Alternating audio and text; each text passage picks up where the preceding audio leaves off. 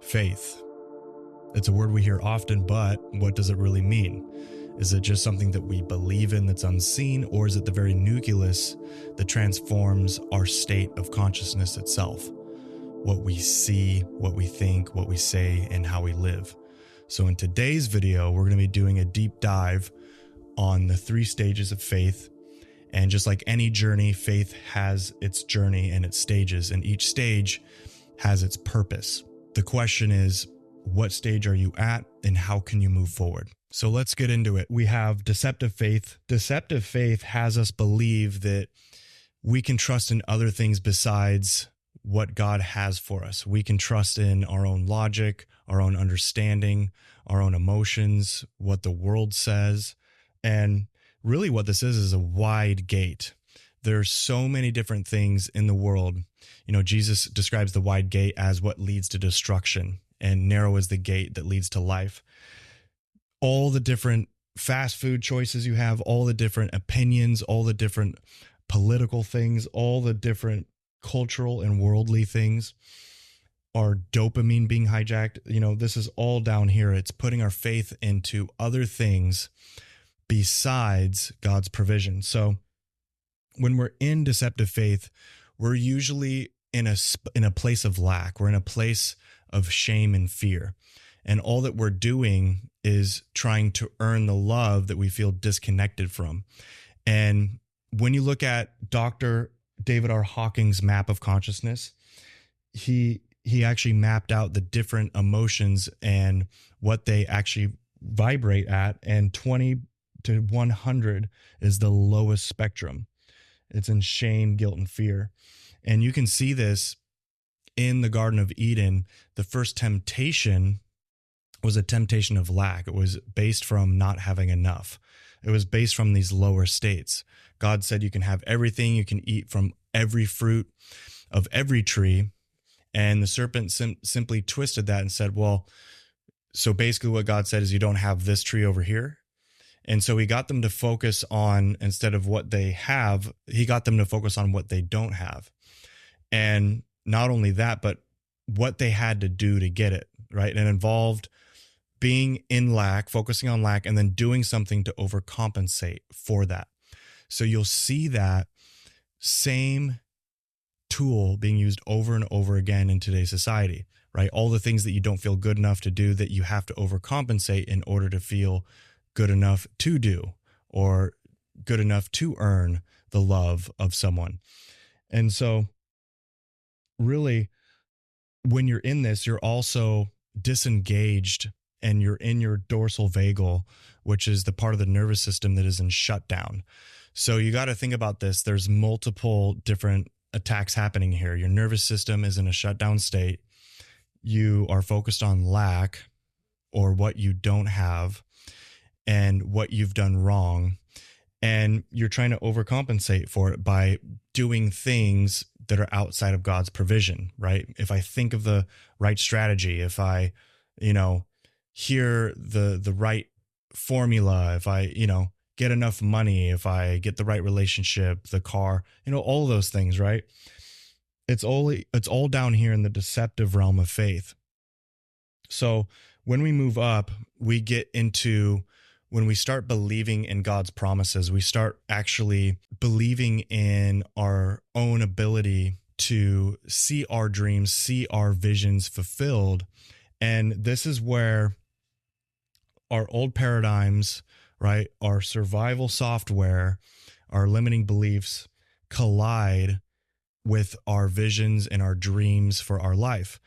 And if you think of this like a metamorphosis, this is really kind of when you're the caterpillar and you're just consuming everything around you, and you're just in a consumption state. You think the more you consume, the more that you get. And then up here, you enter the cocoon, right?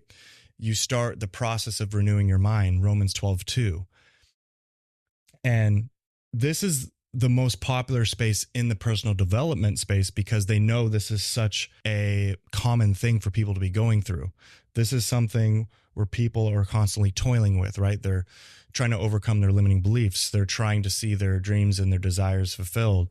They're trying to upgrade their quality of life, all of these things. And so in Mark 9:24, right? He says, help my unbelief, right? So there's what's beautiful about this is there's an imminence of lack of belief and wanting to have more for life. So this is a totally normal phase and stage to be in. And you might find yourself in a different category of life being in this stage. It could be, if you're not there in your physical body and in your relationships, you might be there financially and vice versa. So when you get up here, you move up and you start getting into desire, right? You'll feel a lot of kind of toil to overcome things like, pride and anger and even courage, which is healthy. And you can see, it's a higher register state. It's at 125 to 200. And you're typically in your sympathetic part of your nervous system, which is a fight or flight, right? You're having to fight for things. You're having to push to get your outcomes and to really see your dreams come through.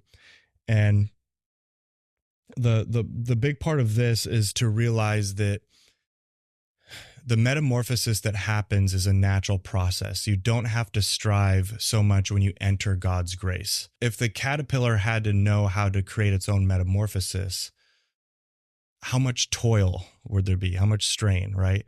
So really, the key to this is moving up into embodied as much as you can. And this is where we get to the top level of our faith, right? And embodied faith is really an alignment of your thoughts, words, and actions to God's purpose for your life.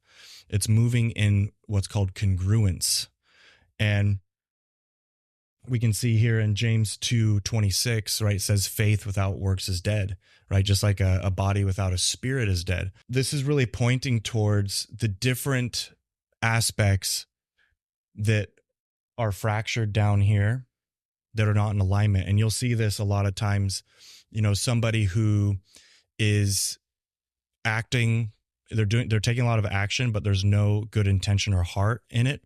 Kind of like the spirit of the Pharisees, right? They're not actually moving in congruence, or the other way around, right? They have a lot of heart and a lot of belief, but it stays in their head, right? And so therefore their faith is dead, right? It's fractured.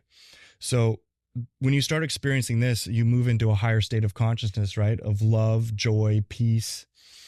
And you're in your ventral part of your nervous system, which is associated with safety and connection and trust. When the Bible says the rich get richer and the poor get poorer, it also, applies to this, because when your nervous system is regulated, when you're feeling very empowering states of emotions, and you're also moving in congruence, you can compress decades into days, right? You can, this is where you hear a lot of people talk about manifestation. And my favorite verse for that is that now faith is the substance of things hoped for, things that are not seen.